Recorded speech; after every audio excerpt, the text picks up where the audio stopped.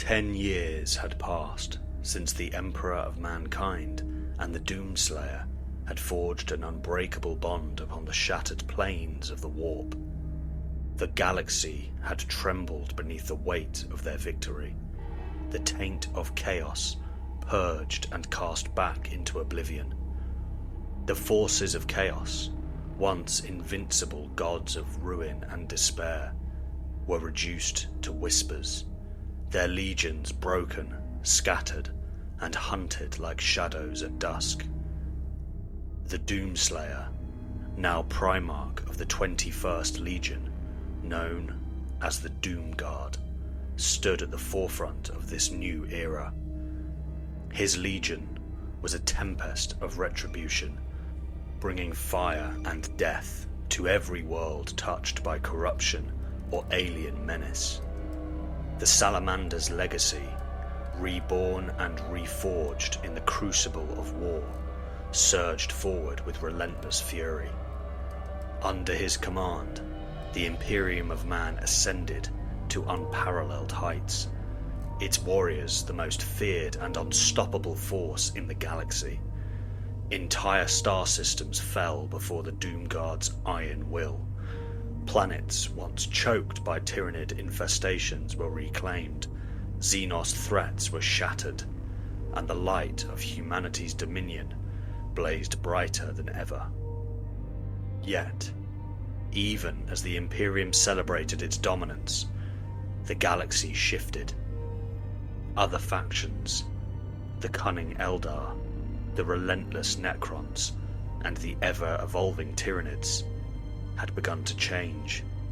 They learned from the Doom Guard's crusade, seeking new ways to counter the brutal assault. The balance of power teetered precariously on the edge of a blade, and a new storm was gathering beyond the stars. The planet Kael'thar was a crucible of torment, a blasted wasteland where the very earth seemed to weep with ash and blood.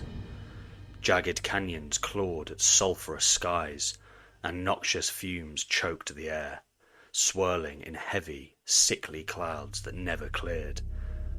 The horizon was alive with the endless shriek of Tyranid swarms, chitinous nightmares that poured from the shadows like a tidal wave of destruction, intent on only one thing: total consumption. Amidst the chaos, Captain Nathalion stood like a granite monolith atop a scorched ridge, his battered power armor scarred from countless battles. The Doom Guard's crimson sigils glimmered dimly beneath layers of grime and dried ichor.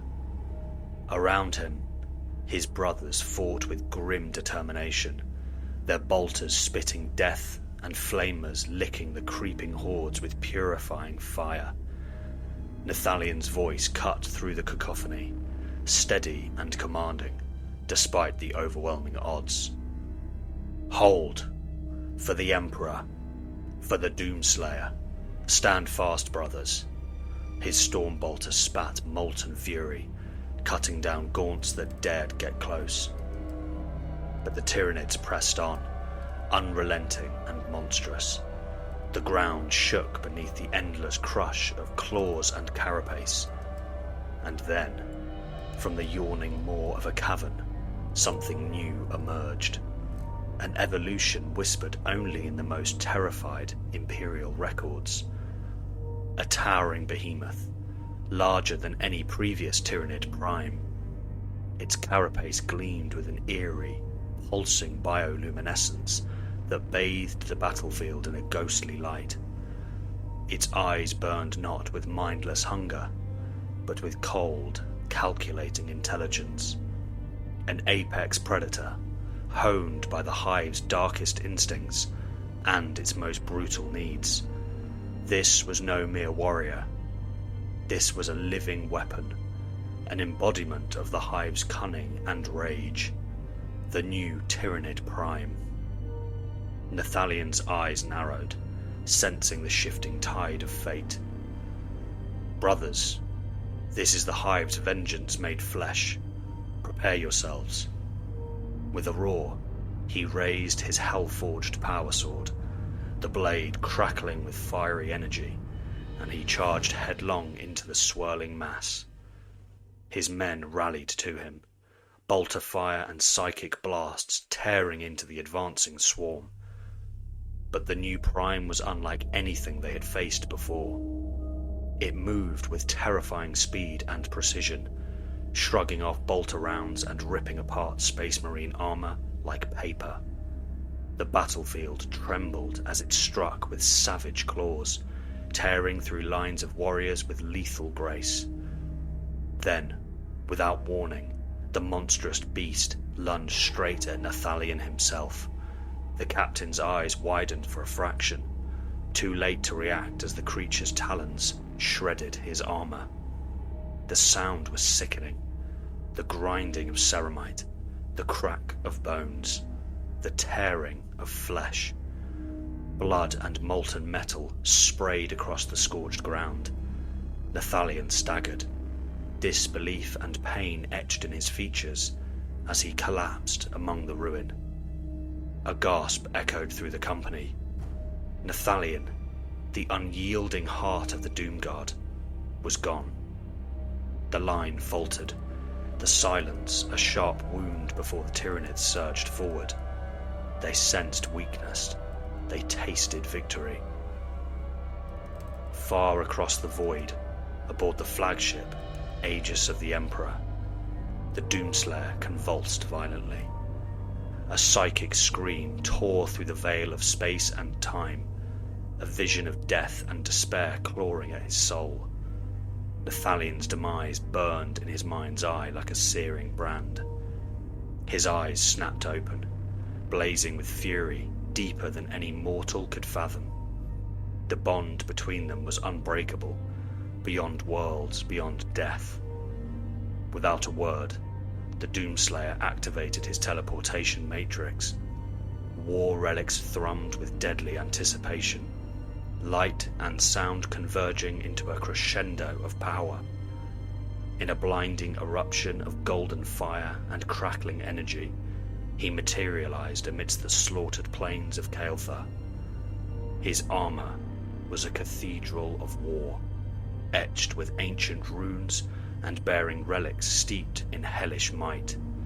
In his hands, the BFG 40,000 hummed with destructive purpose. His crucible sword blazed with wrathful fire. The Tyranids faltered, the air thickening with fear at the arrival of something beyond reckoning. A guttural roar tore from the Doomslayer's throat, a sound not of words, but pure rage incarnate. With ruthless speed, he plunged straight into the swarm. Golden bolts tore through chitin and sinew, his weapons carving a path of ruin through the alien flesh. But the new Tyrannid Prime met him head-on. Its claws raked his armor and flesh in a desperate counterattack. The two titans clashed in a maelstrom of fury. Blow after blow crashed with the force of meteors. The ground shook beneath their fury. Then, with a primal roar, the Doomslayer seized the Prime and slammed it mercilessly into the shattered earth, again and again and again. Bone and armor fracturing beneath each brutal strike. No mercy, no hesitation, only raw, unyielding rage.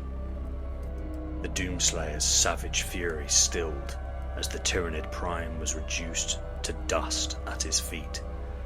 The battlefield grew quiet, save for the ragged breaths of the few surviving warriors who looked to their fallen captain with shattered hearts. He turned, his heavy steps carrying him through the haze and ruin to where Nathalion's battered form lay, still, yet heavy with the weight of sacrifice. Kneeling down, the Doomslayer placed a massive armoured hand gently on the fallen captain's chest, as if to anchor the spirit that had once burned so fiercely. Around them, the survivors moved with reverent solemnity, gathering what remained of their brothers in arms. They set to work, arranging for Nathalion to be buried with the highest honours the Imperium could offer, here on this forsaken world, a hero's rest beneath the scarred stones. One of the surviving sergeants limped through the smoke and ruin, ash clinging to his armour. The ceramite was cracked and bloodied. He approached the Doomslayer, his expression carved from grief and scorched steel, but behind his eyes burned a fragile ember of hope. He stood before the silent warrior, the towering figure bathed in the flickering light of burning wreckage, as he asked in a low, reverent voice, "What will we do now, my lord?" The Doomslayer did not answer at first. He stared into the horizon where Tyranid carcasses smouldered in piles, their ichor hissing against the broken metal of the battlefield. Slowly, he rose to his feet, his silhouette casting a long, jagged shadow across the ruin. His eyes, twin furnaces of unyielding purpose, were fixed on the void above. His voice was quiet, but carried the weight of unrelenting fury. "We will rip and tear every last Tyrannid until it is done." Silence followed, thick and sacred. His words echoed through the charred wind, through the hearts of the warriors around him. Becoming more than just a statement, they became a vow, a holy oath forged not in scripture, but in slaughter. The smoke rose higher, the dead lay silent, but among the Doomguard there was movement once more. Across the broken field, the surviving warriors gathered, battered but unbowed. Each of them bore the scars of that day's brutal fight, yet in their eyes now glimmered something new: conviction, determination, purpose. They turned toward their lord as the massive hangar doors of their battle barge groaned open, the ship's engines igniting with a low, thunderous hum. Inside the command deck, Auspex readings blinked to life. Red sigils marked the locations of 3 new Tyranid infestations, hives pulsing on distant, dying worlds, each one a festering wound upon the galaxy, each one a challenge, a promise of slaughter yet to come. The sergeants knelt, placing bloodied fists to their chest. One by one they spoke. "I vow to burn them from the stars. I vow to purge every nest, every beast. I vow to end this eternal hunger, forever." The Doomslayer stepped onto the boarding ramp. Around him, the Doomguard assembled in silence, their armour still marked by the day's carnage. No speeches followed, no grand ceremony, only action. The ship ascended into the storm-blackened sky, fire trailing behind it as it broke through the clouds and into the stars.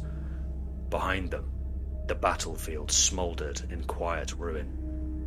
Ahead, new targets, new hunts, and the promise of endless war. The galaxy would know the name of the Doomguard, and the Tyranids would know only death.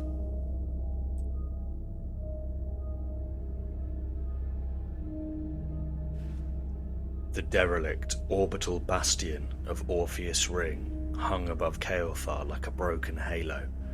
Its once proud superstructure was now overrun by biogrowths and Tyranid Hive architecture. Massive bone towers split through its plating like tumours, oozing spore clouds and writhing tendrils. The Imperium had long lost this ring to the Hive, but the Doomguard had returned to reclaim it, or reduce it to ashes. The Doomslayer stood at the prow of the boarding spear as it rocketed through void-black space, a crimson comet of vengeance. Around him, squads of the Doomguard, battle-hardened veterans in obsidian and blood-red armour, prepared for war in silence. Their helms were locked, chainswords growled, and flamers hissed with promise. The spear hit hull with a thunderclap of decompression. The breach carved a jagged tunnel through the Tyranid biomass, leading directly into the station's circulatory docks. What waited inside was not idle. The Hive had sensed their coming. They poured in like a plague of nightmares, gene-stealers in twisted, armour-piercing forms, bristling with quill-like appendages and sinewy limbs. They launched through the gap. Lictors shimmered into view mid-lunge, their chameleon skin barely flickering before claws raked ceramite. Zero gravity turned the battle into a three-dimensional ballet of brutality. Marines braced themselves with mag-locked boots, firing bolters and plasma incinerators in coordinated bursts. Rounds burst like firecrackers, the air thick with floating gore and sizzling ichor. The Doomslayer led the charge. He launched himself down a corridor where the Tyranids had formed a living wall. A blur of violence, he struck like an orbital barrage, his crucible sword slicing through chitin and muscle like paper. A gene-stealer tried to flank him, its tail snapping forward like a whip. But he caught it mid-lash and tore the creature in half with his bare hands. Behind him, Sergeant Kalis and his fire team advanced with grim precision. Kalis's combi flamer ignited the walls, turning biomass and screaming gaunts into boiling slurry. Brother Harry Vegran's assault cannon spun to life, unleashing a torrent of shells that tore holes in the hull and vented clusters of Tyranids into space. But the Hive had adapted. New forms slithered from the tunnels, creatures that had never been seen before. One stood twice the height of a carnifex. Its body was covered in jagged spines and symbiotic armour that shimmered with gravitic distortion fields. Its forelimbs bore whirring scythe blades that vibrated fast enough to slice through the armour of a Terminator. It would later be known by the Doomguard as a Reaper Titan. It struck with terrifying speed, hurling Sergeant Brenos into a bulkhead with a crash of blood and shattered armour. Vegran opened fire. His shells punched through its armour, but not deep enough. The Reaper Titan shrieked, then released a focused sonic pulse that ruptured Vigran's chest cavity and turned his insides to pulp. The Doomslayer crashed into the behemoth like a meteor, locking its limbs with crushing strength. The two titans spiraled through the corridor, smashing into walls and through biotunnels. In one swift motion, the Slayer wedged his blade beneath its armour and ripped upward. The creature howled as its ribcage burst open in a deluge of acidic fluid and steaming organs. Elsewhere in the station, the Doomguard pushed deeper, rigging charges along the power conduits. The mission was clear. This station could not be allowed to fall completely to the Hive. It must be denied. But the deeper they pushed, the stranger the Tyranids became. In the reactor core chamber, gravity had failed entirely. Marines drifted in full void, their HUDs flickering as interference increased. The walls pulsed like a living heart, and embedded in the ceiling was a new horror. A floating Synapse Creature, spider-like and semi-translucent, whose tendrils ended in psychic lashes. As they approached, the creature struck. One Marine's helmet exploded from a psychic pulse.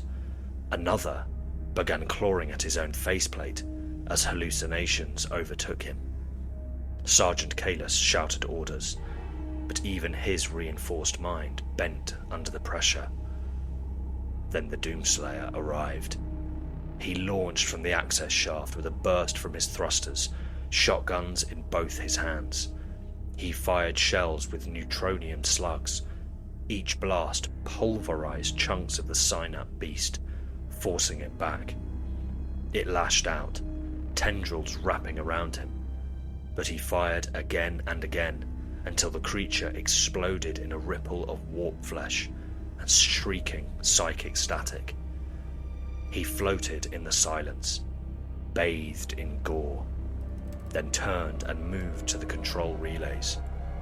Kalis watched as the Slayer manually armed the station's core to overload. The countdown had begun. 10 minutes to implosion. They had to get out. But the Tyranids had one more evolution to reveal. As the Doomguard regrouped for extraction, the Hive released its final defense, the Void Reapers. These creatures had no feet, only jet-propelled vents. Their exoskeletons were blacker than the void. Their forms were serpentine and flexible.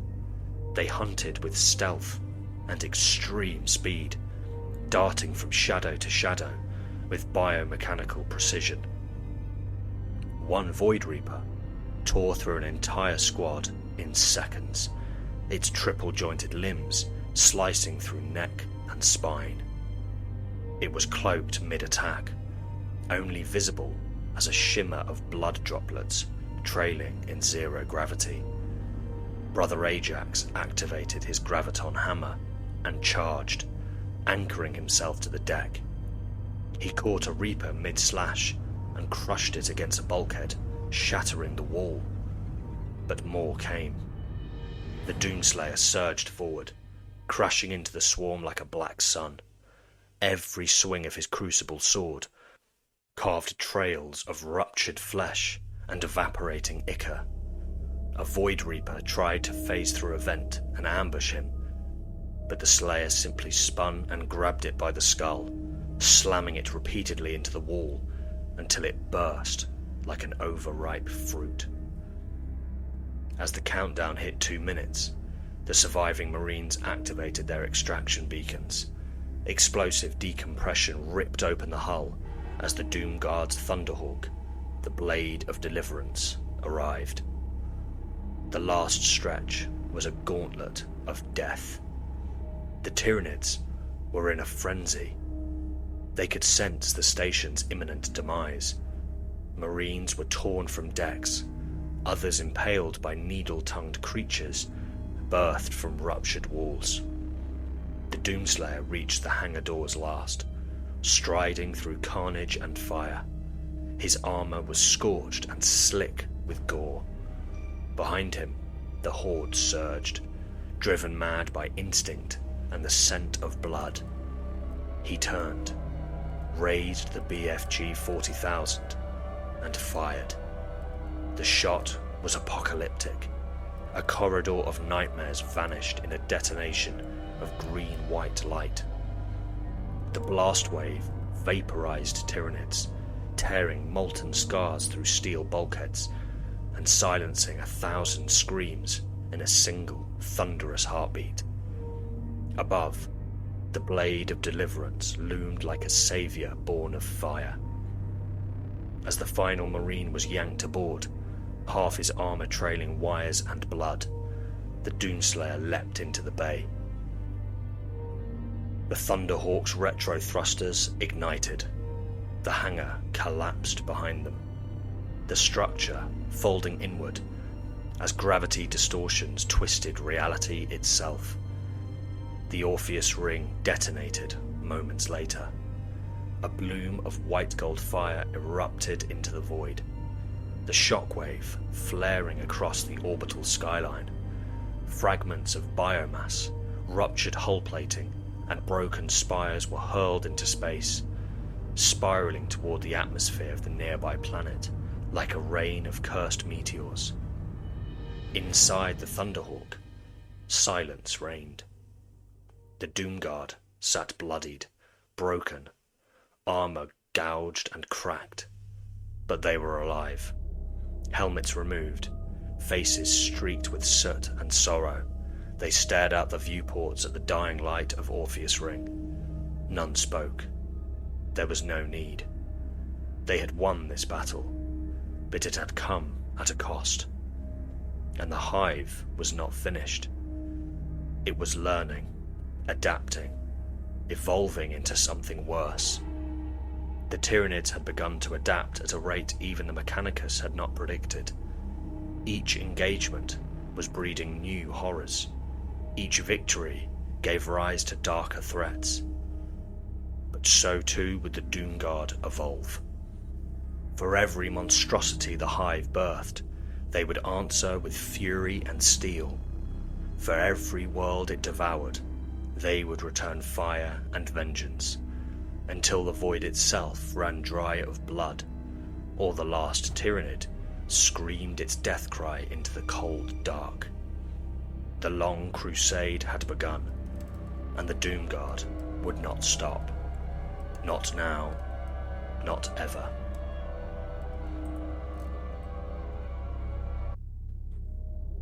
The station burned behind them, a skeletal husk wreathed in flame and void-vented atmosphere. Its silhouette flickered against the starfield like a dying torch. The Doomguard's Thunderhawk gunships detached from the docking claws, their engines roaring to life as they turned toward the planet below. It was called Gas Secondus, a Forge World outpost teeming with manufactorums and buried STC vaults. But now, it was being consumed. The Tyranids had landed days earlier, a splinter of Hive Fleet Leviathan, vast, virulent, and insatiable. Tens of thousands of organisms were already crawling along the planet's surface, devouring the spires of civilization and choking the skies in a veil of spores and ash. Dozens of Doomguard squads had been deployed to stop their advance. They were outnumbered, outmatched, and holding the line only through sheer fury. The reinforcements descended like a meteor shower. Thunderhawks pierced the clouds and vomited ceramite death onto the battlefield below. The Doomslayer stood at the ramp as the gunship screamed downward, his armour still scorched from the spawning core inferno. Blood and soot caked into every seal. He saw the war zone before they landed. Forge factories cracked open like eggshells, defensive lines overrun by chittering tides. Titans, imperial gods of war, lay broken and half consumed by Tyranid bioacid. Amongst the chaos, the Doomguard fought like dying lions, cutting down beasts with bolter and blade. And in the distance, it came. The Bio-Titan, a skyscraper of chitin, sinew, and shrieking rage. It walked across the battlefield with thunderous steps, each footfall like a localized earthquake. It towered above every structure. It bore symbiotic weapons the size of aircraft, hurling acidic projectiles and psychic pulses that shattered tanks like toys. Its maw split into 6 layers of serrated bone. Its eyes burned with borrowed synaptic fire. It was no mere beast. It was a siege engine, bred in the bowel of some distant hive ship. The Doomslayer leapt before the Thunderhawk could even land. He plummeted downward like a meteor, smashing into the ground with such force it sent a shockwave through the soil. Around him, Tyranids turned. Some fled. Most died. He didn't wait for backup. He didn't form a plan. He ran. Through hordes of Hormagaunts and living artillery, he sprinted toward the Bio-Titan. Mycetic spores slammed into the ground around him. Barbed strangler fire peppered his armour. He carved a Carnifex in two with one swing of a thunderhammer, and he didn't break stride. The Titan saw him. It bellowed. a war cry made of psychic static and blood. It fired. A bioplasma bolt the size of a Land Raider tore toward him. He dove, rolled, surged forward again. Spore mines burst around his feet. Razor flails slashed from underground tendrils. He tore them away with contempt and launched himself up the ruined frame of a fallen Manufactorum tower. He reached the top and jumped.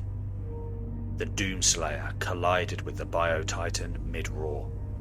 He hit it like an orbital strike, driving his hammer into its carapace, cracking armor that no tank shell had pierced.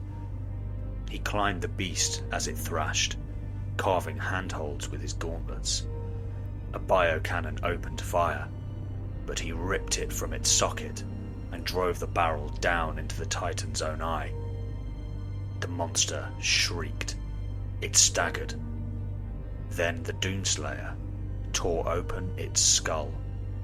He ripped through its kitten plating, plunged his arm into the psychic node at its core, a throbbing brainstem of pure synaptic biomass, and pulled. The Doomslayer ripped the node out with a roar, psychic backlash flooding the air like a thunderclap. Tendrils lashed at him, but he swatted them away. The beast began to collapse, roaring in pain across frequencies audible and not. With one final strike, he jammed his thunderhammer into the exposed core and detonated it. The explosion blew apart the top third of the Titan in a shower of gore and light. The massive corpse toppled, its carcass crushing hundreds of Tyranid beasts as it fell, shaking the battlefield for hundreds of meters. Silence followed. The Doomguard, rallied by the sight, surged forward. They purged. They avenged. The front line began to advance for the first time in days. Then came the call. Sergeant Vox approached, his voice grim even through the Vox grill. "My lord, you'll want to see this. We found something in the ruins east of the drop site. There are survivors. Sort of. Inside a half-digested bunker, they found them. Doomguard Battle Brothers, or what remained of them. Their armor was still intact, but they were restrained, locked in place by glistening sinew, bio-cables embedded deep into their skulls and spines. Their eyes twitched, unfocused. Their mouths were open, but no sounds came. Only froth, only whimpers. At the center of the room squatted the thing responsible. It pulsed with psychic rot. It was a new Tyranid form, humanoid in silhouette, but covered in mind synapse nodes, its limbs bristling with nerve filaments and tendrils that wormed their way into the skulls of its prisoners. It didn't roar, it simply watched, through them. The tendrils around its spine crackled with psychic static. It was reading, learning, recording. The Doomslayer said nothing. He stepped forward, brushing past his men, and stared into the eyes of this beast. Then he reached out, grabbed it by the throat, and squeezed. It shrieked once, high-pitched, inhuman. Its carapace cracked, bones shattered, and then, with a wet, tearing pop, it exploded in his grip. Biomatter sprayed across the walls. The tendrils went slack. The prisoners died instantly, mercifully. But it was too late. In the black between galaxies, where no star dared burn, and the Astronomicon's light faded to myth, the signal had been received. Across millions of light years, synaptic conduits lit up. It was a will older than stars, broader than empires, alien beyond comprehension. The hive mind. It was not a god. Gods were worshipped. Gods could be denied. This was something far more terrible. It was inevitability made flesh, a consciousness forged from the neural lattice of uncountable organisms, each devoured and repurposed into thought. It did not ponder, it hungered. Across light years of silence and death, it dreamed in biomass and spoke in extinction. And for an age, it had drifted half asleep in the eternal dark, content to let its lesser fleets consume and evolve. But now, something had changed. A ripple in the weave, a scar across the psychic tapestry of its domain. Sharp, crude, unnatural. It recoiled. Pain. Unfathomable. The hive mind did not feel. It was felt. Yet something had wounded it. Some fragment of defiance so violent, so pure, it could not be ignored. Neural pathways in 1,000 broods went dead at once. Synaptic links severed like snapped tendons. Not outwitted, not overwhelmed, annihilated. The hive mind searched the memories of its lost bioforms. It reconstructed the final image from billions of twitching nerve endings. A man, or something like one, wrapped in armour as ancient as its own distant stirrings, moving like a singularity of violence. Where it passed, nothing endured. He fought with neither fear nor any sort of survival instinct. No desperation, only wrath, only purpose. He was not prey. He was not even predator. He was anathema. A flaw in the great pattern, a cancer in the grand design of consumption, a soul like antimatter, utterly incompatible with assimilation. This would not stand. The hive mind shifted. It cooled. And far beyond the edge of the known stars, something heard. Hive Fleet Gorgon. Its name was never spoken, for it had no heralds. No warnings preceded it. Only silence and then oblivion. For 10,000 years, it had slept in the necrovoid drift, a starless graveyard of long-dead systems beyond even the galactic rim.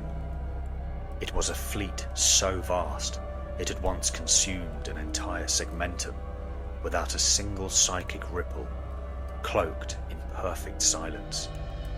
But now it was awakened. From tomb worlds and frozen asteroid wombs, its great bioships unfurled, wings of bone and chitin spreading across the void. Tendrils pulsed. Leviathans the size of cities emerged from embryonic sacs. Organic engines growled into motion. Gravity twisted as mass born of unreason coalesced around them. At the centre of it all rose a twisted sort of flagship, Oblivion's crown. More moon than ship, it was a beast wrapped in a carapace of obsidian and void black scales, with a mouth capable of stripping a planet in hours. Psychic storms brewed within its gullet. Its breath was extinction. As the fleet moved, it changed the void itself. Light bent around its path. Stars dimmed. Warp currents recoiled. The screams of dead worlds echoed again, carried on waves of psychic static that washed over the galaxy's edge like a forgotten tide returning. Spores, larger than cathedrals, were released by the billions. Creatures born of failed strains were reforged into new horrors. ones designed from the neural blueprints of those who had died at the hands of this anomaly. Creatures built not just to kill, but to learn, to adapt, to endure. This fleet would not just conquer, it would not consume, it would purge. The hive mind pulsed a singular, final directive across the synaptic ether. Find the anomaly, unmake him, assimilate his defiance or erase it entirely. He must not endure. Hive Fleet Gorgon had begun to move, and the galaxy would remember why it feared the dark.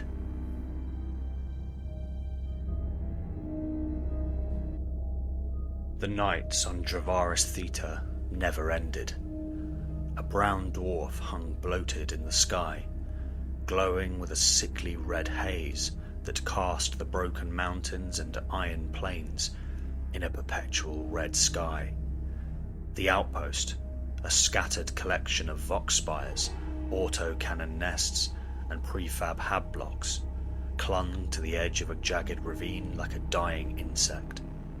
It was a forgotten listening post, long since obsolete, maintained only by the inertia of bureaucracy and the unlucky souls assigned to it. Corporal Malric adjusted the straps on his flak vest, his fingers stiff in the cold. Wind howled through the razorstone cliffs beyond the perimeter, carrying dust laced with trace radium. He squinted up at the swirling haze.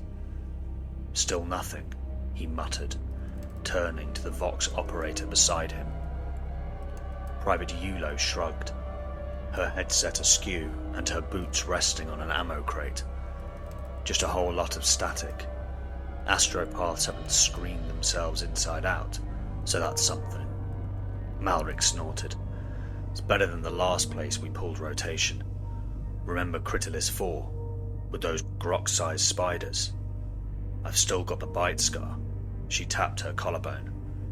8 legs, no Emperor, bad times. Further down the trench, a few more guardsmen were clustered around a heat lamp, passing a ration flask and telling jokes that only got funnier the colder the air became. It was quiet, familiar, dull.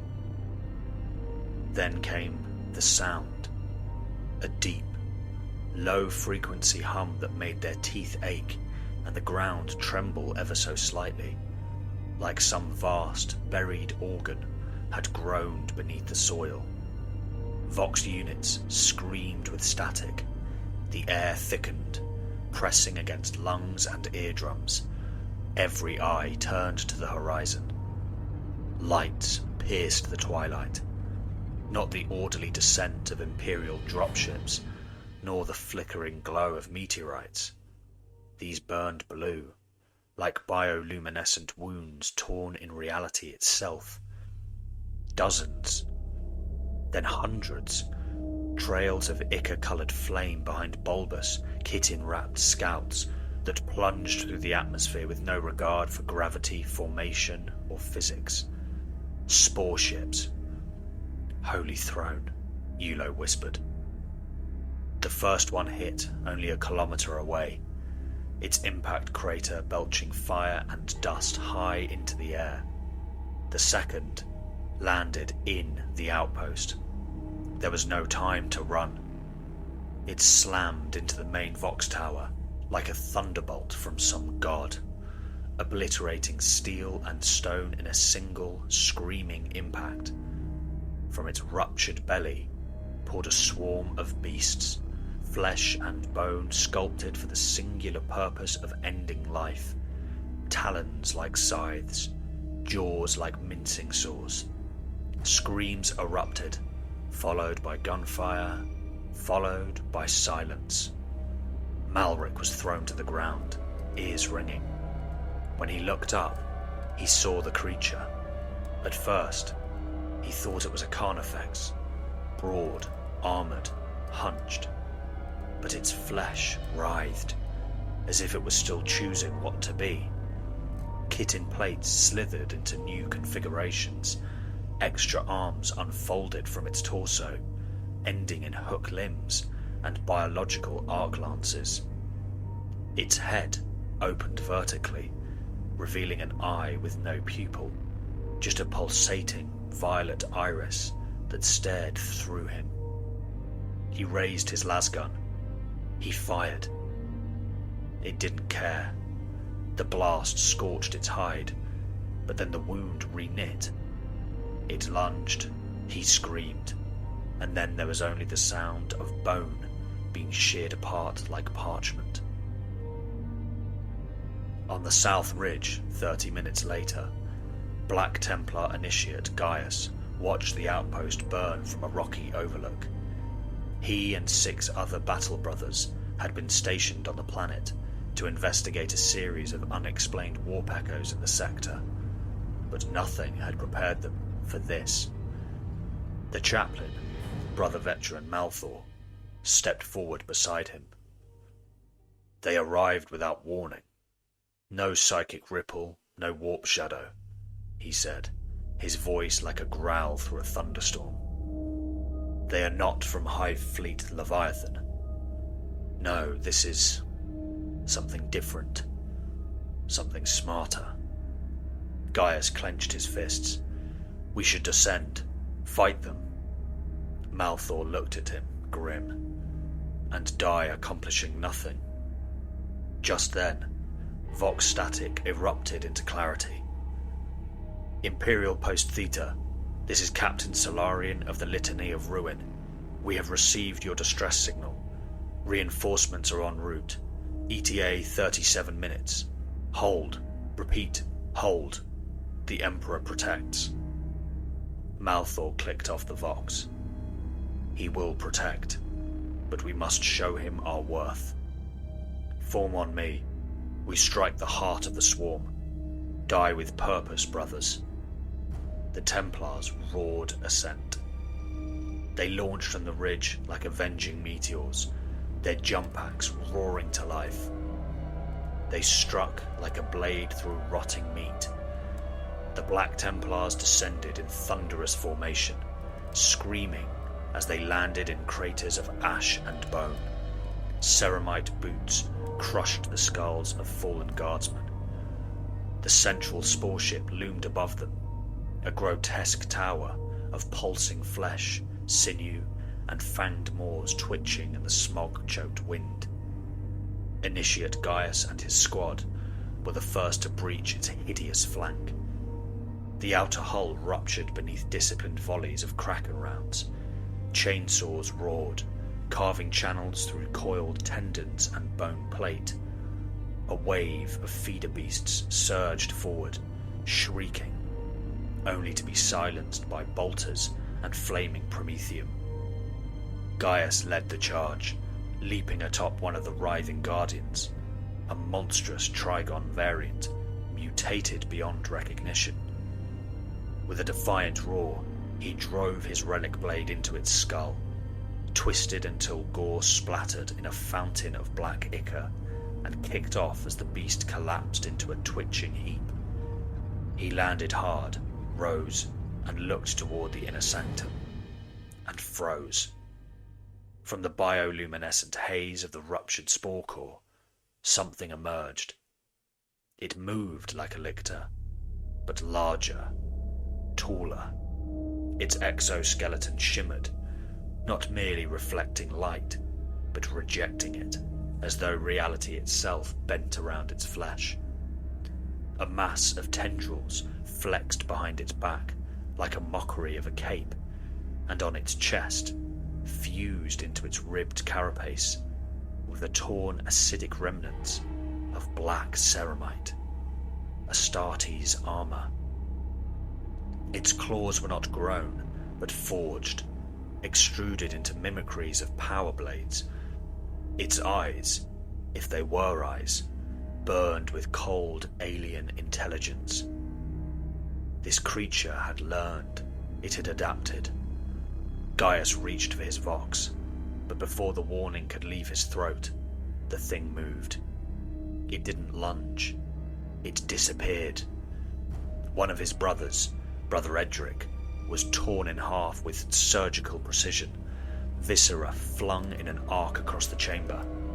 Another, Thascius, barely had time to raise his storm shield before a glowing spike, like a psychic harpoon, pierced his helmet. His scream never left his lips, only silence as his body convulsed and then fell, his mind shattered before any blade reached his heart. Gaius roared, activated his jump pack, and met the creature mid-air. He slashed once, twice, each blow parried by impossible speed. It danced around him like a shadow, claws lashing, tail whipping. Then it struck. A single blow, blunt but devastating. He slammed into the ground hard enough to crack ceramite. His helmet split. Blood poured from his mouth and ears. The world rang in his skull like a broken bell. Blackness clawed at the edges of his vision. But he did not yield. The Black Templar rose, his breath ragged, one eye blinded, fingers clenched around the haft of his relic blade. He spat blood into the dust and whispered a prayer to the Emperor. Then louder, "In the name of the Emperor, I defy you." The creature paused, tilting its head, curious. Then it hissed and charged. In orbit, aboard the battle barge the Litany of Ruin, Captain Solarian stood alone in the strategium, his armoured hands clasped behind his back, gaze locked on the pict feed. The Auspex relays buzzed with static, then silence. Where once there had been Vox traffic, squad relays, heartbeat indicators, now there was nothing. No signals, no survivors. The outpost was gone. He didn't speak. Not yet. The tech marine beside him frowned, tapping runes against the Auspex console. "Sir, orbital scans are clean. No thermal output, no life signs. But there's something wrong with the southern hemisphere.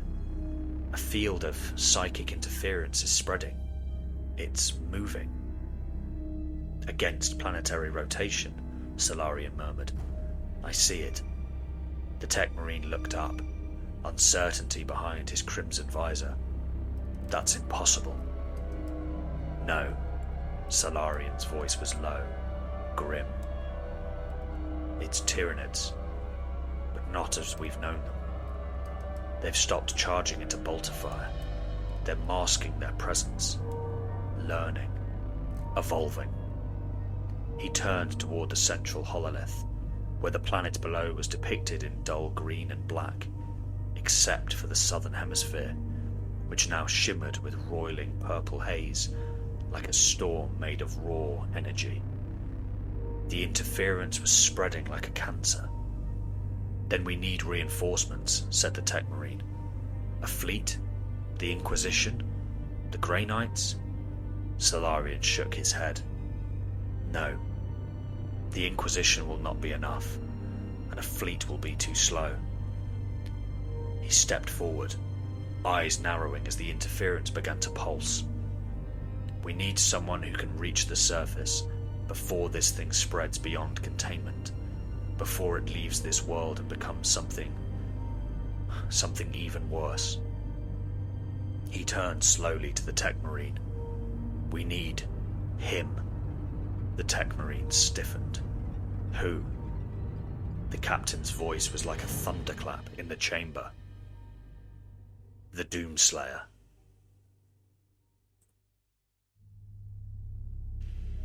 The bridge of the Wrath of Eternity thrummed with restrained violence.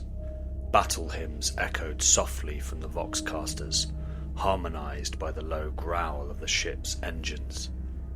Monitors flickered with tactical displays, each one silently tracking the spread of the Tyranid threat across Segmentum Obscurus.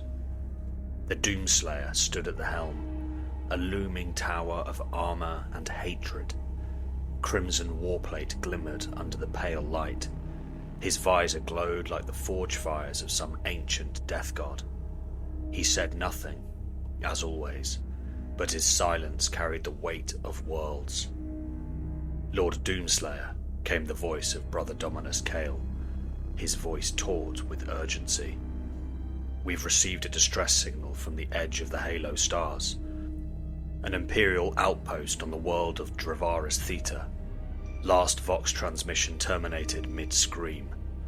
We believe it is some sort of Tyrannid incursion. The Doomslayer turned, his eyes narrowing. Kale swallowed, then added, "They requested reinforcements. Specifically, they requested your help." The Slayer nodded once.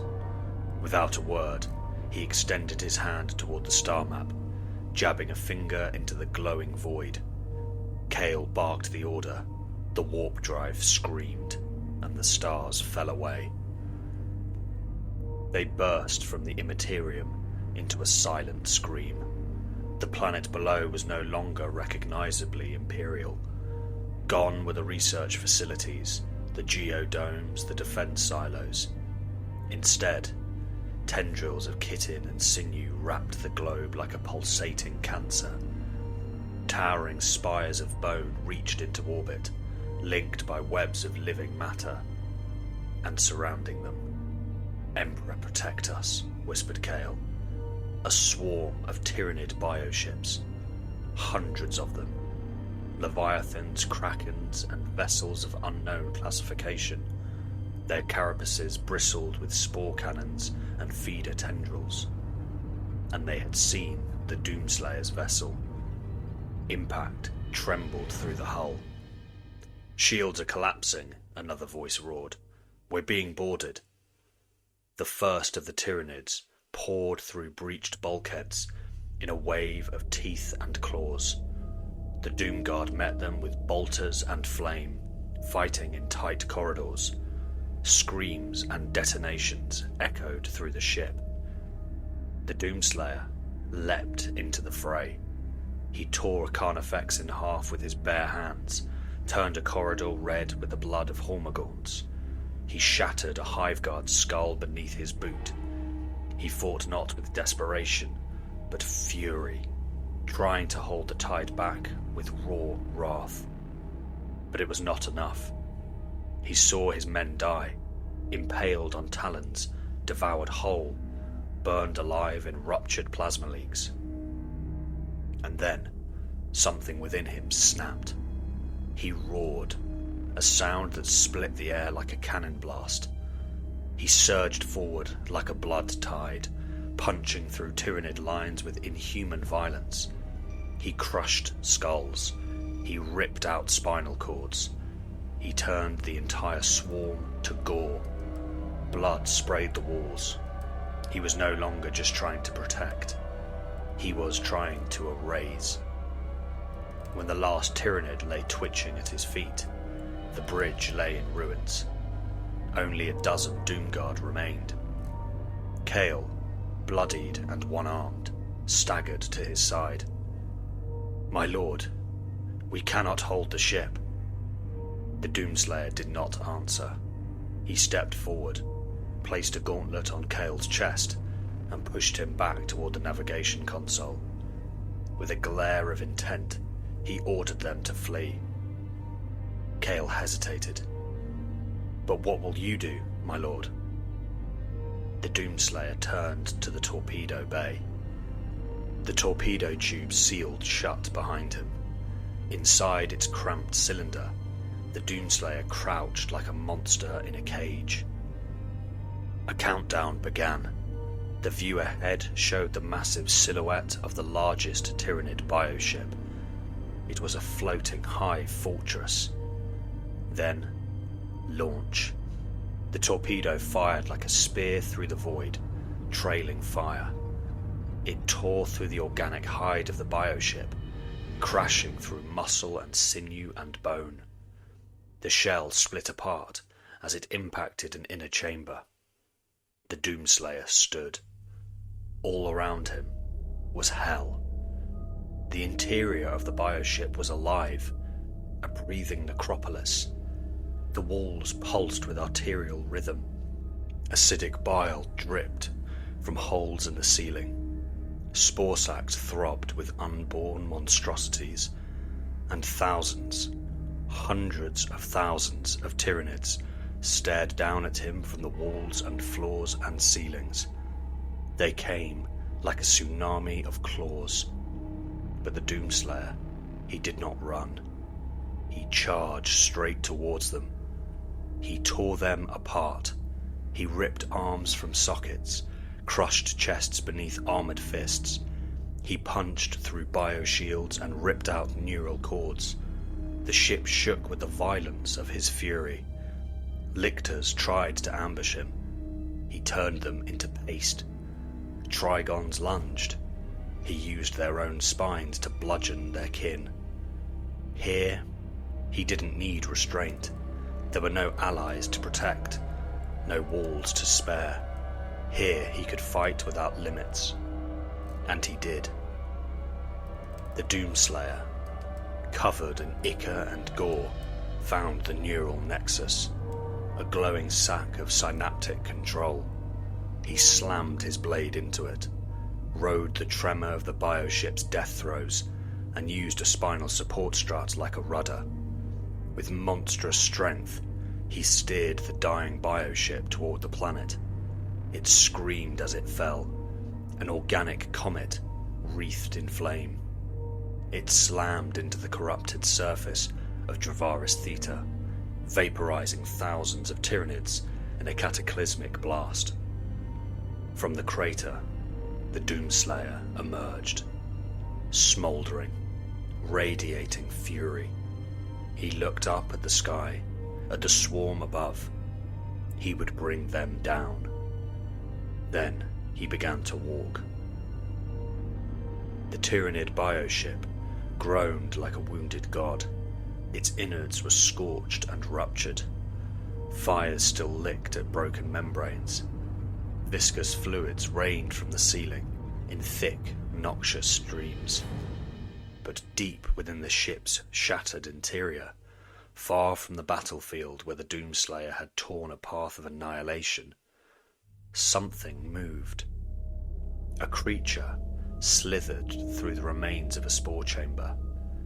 Long, serpentine, and glistening with fresh mutations. Its body was sleek, lined with adaptive ridges. Its head was eyeless, but it did not need to see. It felt everything. Vibrations, blood scent, psychic residue. It was a gene thief. It had hidden during the battle, suppressing its biosignature. Unlike the brute forms of the swarm, this one had been crafted for stealth, observation, and the theft of power itself. And it had been watching. Now it coiled in silence, drawing closer to the impact site where the Doomslayer's torpedo had ruptured the bioship's flank. The corridor was blackened and steaming, carved open by violence. There, on a shard of scorched metal, a single drop of blood. Crimson, pure, burning with wrath. The gene thief extended a needle-thin tongue and lapped it up. Agony racked its form. It spasmed violently, slamming into the walls of the corridor. The blood fought back, a furious storm of resistance, an echo of rage so pure, it threatened to tear the creature apart. But the hive mind was stronger. The Tyranid absorbed the fury. It did not understand the Doomslayer's essence, but it became it. Its muscles thickened, bone burst from its back like jagged spines. Its mind boiled with echoes of combat fury. The hive mind shrieked with delight. Yes, the voice hissed across the stars. It begins. The bait was taken, and now we evolve. Far above, the swarm stirred. Far below, the Doomslayer walked through fire and ash, unaware that the greatest battle had just begun.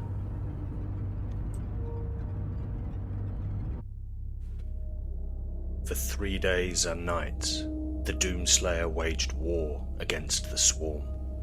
The skies of Dravaris Theta wept fire.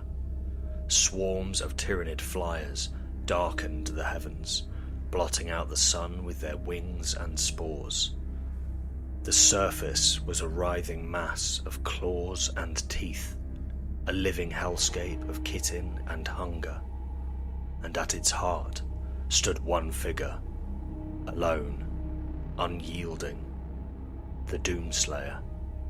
He strode through the nightmare like a walking apocalypse. Where he passed, Tyranids died in droves, not merely slain, obliterated. His fury had no rhythm, no restraint. Only brutality honed into a singular purpose. A lictor pounced from the shadows, its talons poised to impale, but the Doomslayer caught it mid-air, tore both legs from its body, and hurled them like spears through the skulls of 2 charging warriors. The lictor screamed in agony. The Doomslayer silenced it by driving his armoured boot through its ribcage. A Carnifex charged. He met it head-on. With a shoulder slam that cracked its carapace, he forced the beast to the ground, tore its lower jaw from its skull, and used it like a bludgeon to smash a Genestealer's head to pulp. The earth beneath him had become a killing field. The gore ran thick around his boots. His armour was no longer crimson. It was blackened and pitted from acid, streaked with the blood of monsters. He fought toward the ruins of an old manufactorum, a great forge city once used to construct void mining drills. Its massive doors were shattered, its halls now infested by Tyranids nesting, among rusted gantries and vats of molten metal. The Doomslayer stormed inside. Within, a Tyranid brood nest pulsed and writhed. The air was humid with birthing spores. He set it ablaze with a ruptured promethium line, then climbed the scaffolding as screeching hormagaunts scrambled after him. At the top, he seized a rusted lever and pulled. Molten adamantium, once used to cast void armor, spilled from ceiling ducts like a river of flame. The gaunts below shrieked as they were engulfed. Some tried to escape, only for the Doomslayer to leap down among them. The molten metal had begun to cool. Creatures within writhed, trapped in agonizing stillness as it solidified into statues of agony. The Doomslayer raised a fist and punched. The hardened metal fractured. Tyranid corpses shattered within. A wave of dust and splinters erupted, followed by silence. 3 days of slaughter. His legend increased. Each kill carved new warnings into the hive mind's memory. Rippers fled before him. Even the Synapse creatures hesitated. But the Doomslayer did not stop. He continued his hunt. He furthered his crusade. He broke open a Tyranid capillary tower with his bare hands and climbed inside, slaying the neurothrope at its core. He crushed a Trigon by luring it into a crumbling void rig and detonated its fusion core, then walked from the blaze without pause. He tore a harpy from the sky by leaping onto it from a cliff, riding it down in a spiral of screaming death, and splitting it apart on impact. His fists never tired, his wrath never dimmed. On the 4th day, just as his fists met the plated skull of yet another tyrant guard, the clouds split. Thunder roared. A spear of fire pierced the heavens. A dropship descended in a pillar of light. Out of it emerged the Doomguard, battered, bloodied, but alive. With them came 2 more companies of Astartes, rerouted from the outer fringes. Brother Dominus Kale led them, his cybernetic arm still hissing with scarred damage. He found the Doomslayer standing atop a mountain of corpses, a storm raging behind him. Kale saluted. "My lord, the swarm's scouts are scattered. Their fleet is withdrawing." "What are your orders, my lord?" Kale rasped. "Our fleet is in position. Cyclonic warheads are armed. Say the word, and this world dies." The Doomslayer turned toward them. He said nothing. Instead, he gave a small, deliberate shrug of his blood-caked shoulders, an unmistakable gesture. "Go."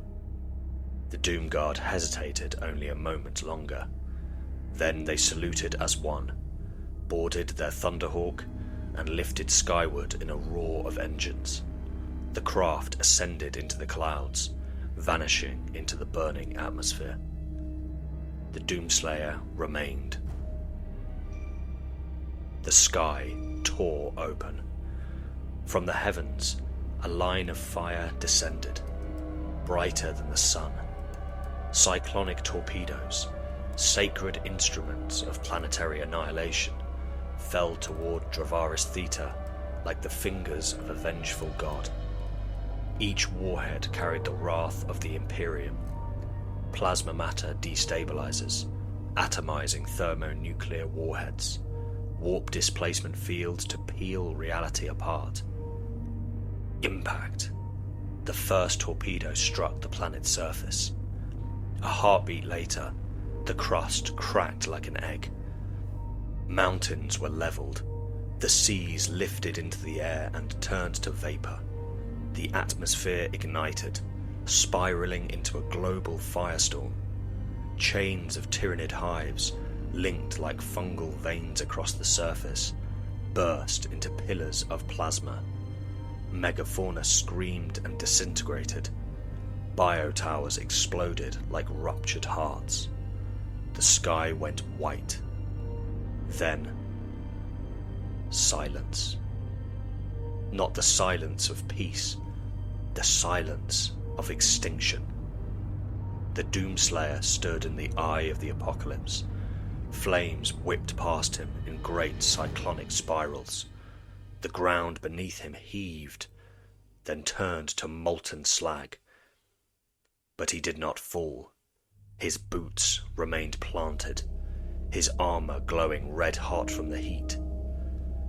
His armor blackened, vents hissed, the air screamed around him. He did not move. When the firestorm passed, the planet was dead.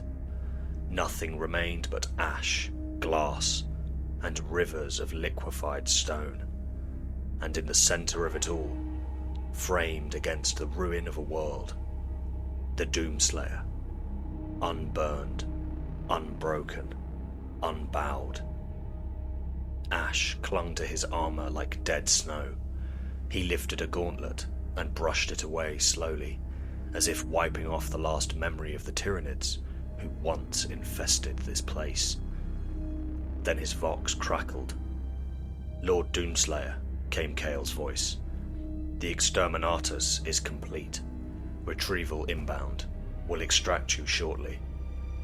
The Doomslayer said nothing. He simply turned his head toward the ruined horizon. Because he felt it. A presence. Something watching. From the shattered wreckage of the Tyranid Hive ship, he had ridden like a comet. A shape emerged. Slow, deliberate. Humanoid in size, but utterly alien. Covered by smoke. It had clawed limbs, a hunched silhouette that moved with unnatural poise. A ripple of wrongness in the world. It stepped forward, into the firelit haze, the glow of molten ground casting a distorted shadow. The Doomslayer's eyes narrowed. It was not over. Not yet.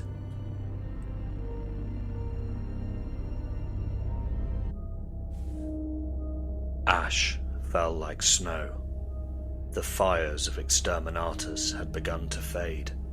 The world of Dravaris Theta was no longer a planet, but a scar, an open wound in the void, boiling with heat and loss. Magma rivers crawled like blood vessels across the surface, and in the heart of the devastation, amidst glassed stone and oceans of flame, the Doomslayer stood still. Then it moved. From the charred remains of a fallen bioship, something emerged, not crawling, not limping, walking. It was shaped like a man. It walked like a predator. The Doomslayer focused. The creature was tall, his height, its silhouette a mockery of the Doomslayer. Armor-like plating covered its muscular form, fused with layers of organic kitting. Its helmet was no helm, but a skull-like crown grown from its own mutated cranium. Its eyes glowed with a hungry red. In one hand, it dragged the broken husk of a carnifex's skull. In the other, a sword arm ending in a massive scythe claw, half metal, half bone. It was him, but not. The hive mind had studied him, watched, adapted. What stood before him now was a biological mimic, a Tyrannid Doomslayer hybrid, grown from blood torn from the battlefield. His blood, his flesh, some fragment of his essence, corrupted and reborn. Its movements were calculated, perfect. Each step radiated force. The molten glass beneath its feet cracked. It tilted its head in eerie imitation. And then it charged. The world shattered around them. The mimic moved faster than any carnifex, with the strength of a bio-titan compressed into humanoid form. Its claws slashed with the weight of mountains. The Doomslayer met the charge, shoulder first. They collided. The shockwave flattened a crater. Ash lifted in a cyclone. Rocks turned to dust. They grappled. Two giants of war locked in fury. The mimic lashed out with its scythe limb, catching the Doomslayer's torso, trying to tear a hole through his armor. The Doomslayer responded with a gauntleted fist that shattered the hybrid's jaw. But it healed instantly. With a sickening crackle of bone and sinew, the creature grew new limbs. Two more arms sprouted from its back, tipped in bioblades. It struck from 4 directions at once. The Doomslayer weaved and countered, tearing one blade from its wrist and using it to sever another arm. Acid blood sprayed across his armor, but he did not falter. He grabbed a broken spire of ferrocrete and used it like a war club, bringing it down on the mimic's head. The weapon shattered. The mimic stumbled. Then it screamed. The scream wasn't just sound, it was psychic, a pulse of raw, primal hate that rippled through reality. The air shimmered. The world shook. They clashed again. The mimic's claws tore a hole across the Doomslayer's helm. The Doomslayer responded by grabbing its wrist and crushing it until bone and chitin exploded. The hybrid's tail impaled his thigh. He pulled it out and used it to spear one of its own eyes. The ground beneath them split. Lava bubbled through cracks. A geyser of molten earth erupted as the two titans exchanged blows faster than any human eye could follow. Every strike left a mark on the landscape. Every movement carved fresh ruin into this world. The Mimic tried to retreat into the fire. The Doomslayer chased it through rivers of flame and boiling air, hurling burning wreckage at its back. The Mimic turned, its body now riddled with spines and acidic vents. It launched a barrage of bioacid. The Doomslayer raised his arm to shield his eyes. Acid tried to burn through the upper layers of his armor. He ignored it. With a roar that shook the mountains, he hurled himself through the acid storm and tackled the Mimic into the remains of the Manufactorum. They crashed through steel walls, into a chamber half filled with molten metal. The Mimic clawed his chest open. He headbutted it so hard its skull cracked. It lunged with a pincer jaw. He grabbed it and tore it free. It kept trying to grow new limbs, but he ripped them off before they could finish fully forming. The Mimic finally staggered. The Tyranid hybrid reeled from the last blow. Its elongated skull was fractured, acid blood steaming as it hissed on the molten slag around them. Chitinous plates hung loose from its shoulders. One arm was mangled and regenerating with sickening speed, sinew and bone coalescing into new weaponized limbs. But it was faltering, slower, weakened. The Doomslayer seized the moment. With an animalistic roar, he launched himself forward like a thunderbolt. His boots cracked the ground beneath him as he crossed the distance in a blur. Both fists, gauntleted and caked with Tyranid ichor, slammed into the creature's chest. The impact was cataclysmic. The hybrid was hurled backward with the force of a meteor. It hit the ground so hard that the crust split beneath it, sending shockwaves radiating in every direction for miles. Stone shattered. Fire belched upward from fractured vents beneath the ruined Manufactorum. The beast skidded through the molten gravel and came to rest at the heart of a massive crater, gorged by its own fall. It tried to get up. One limb clawed at the ground, dragging its half-broken frame forward. The Doomslayer dropped from above like judgment incarnate. His boot came down with the weight of a falling titan, stomping directly on the hybrid's leg. Bone and chitin exploded beneath the strike. The creature screamed, a shrieking alien noise that echoed like tortured steel across the ruin. Again, he stomped. Again. Snap. The leg broke completely, the femur driven through the underside of its own torso in a jagged, blood-sprouting rupture. The Mimic shrieked again, lashing out with a barbed tail and a newly grown scythe limb. The Doomslayer ducked low, his armor taking a glancing blow that sparked and peeled ceramite away in ribbons. Still, he came forward, relentless.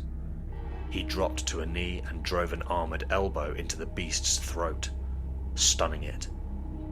Then, with a grunt of fury, he climbed atop the monster's writhing chest. It thrashed beneath him, limbs erupting in spurts of growth, lashing and striking with desperate speed. But he was faster, more brutal, more precise. Each limb that reached for him was broken, shattered, or severed at the joint. Its claws raked across his chestplate, trying to carve deep holes in his crimson shell. Acid blood spilled onto him, eating away at the surface of his pauldrons. He didn't flinch.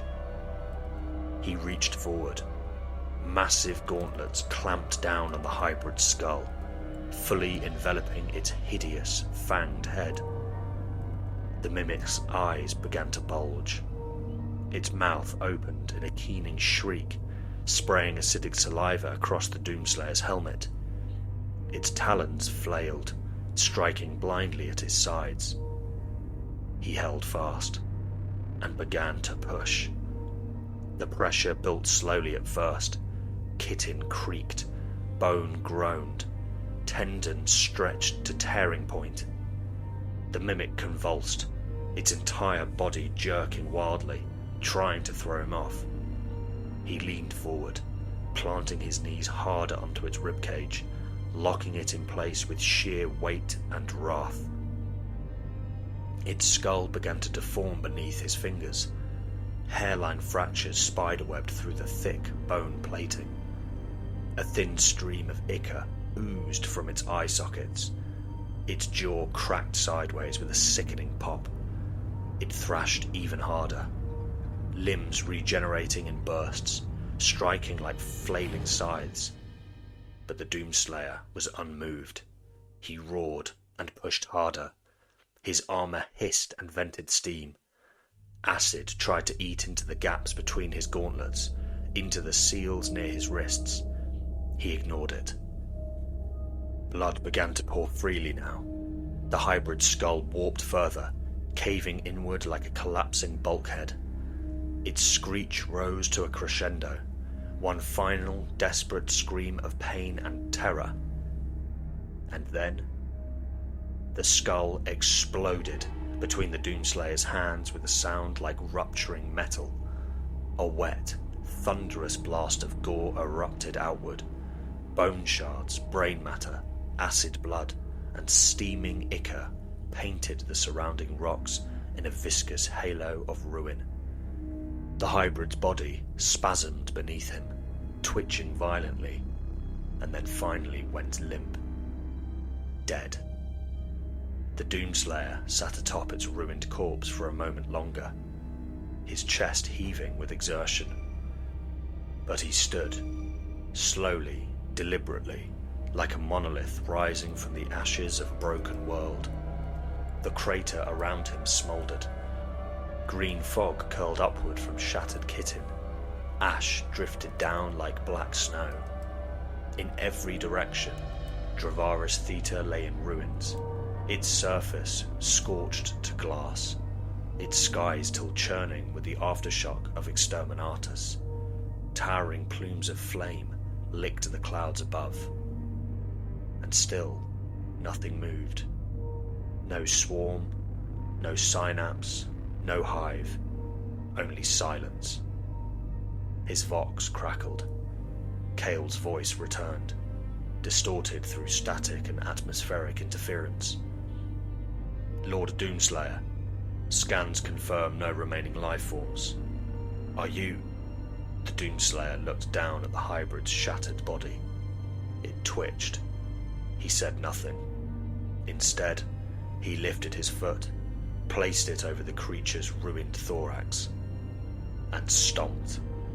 There was a crunch, a squelch, then silence again, final and complete. Kale's voice returned. Retrieval inbound. Prepare for extraction.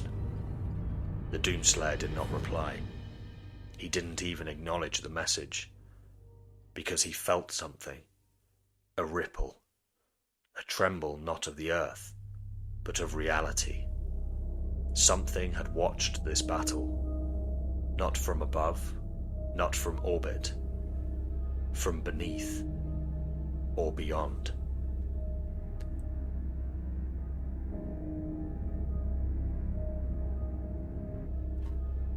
The deck of the Doomguard flagship, Vengeance Ascendant, trembled as a thunderous sound echoed through its vast hangar bay.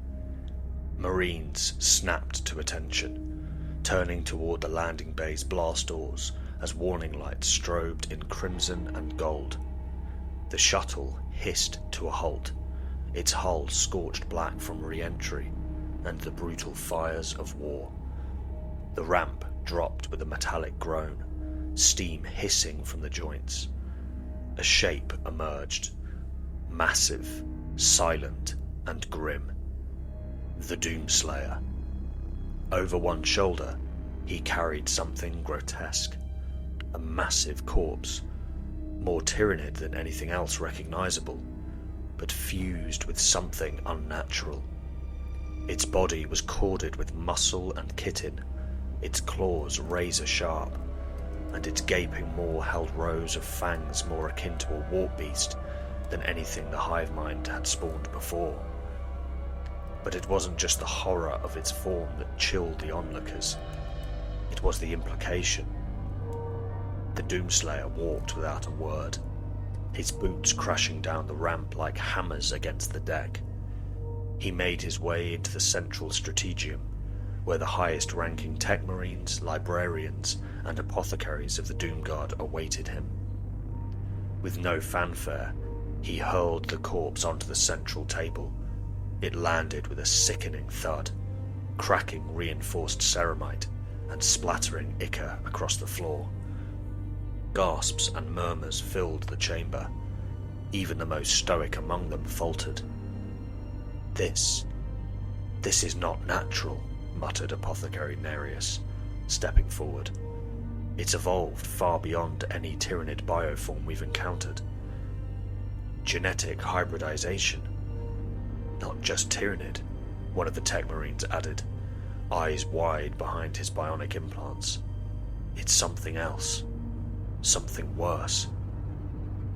For weeks, they studied the corpse. Teams of Adeptus Mechanicus Genitors, sanctioned psychers, and Doomguard specialists worked around the clock in sealed labs.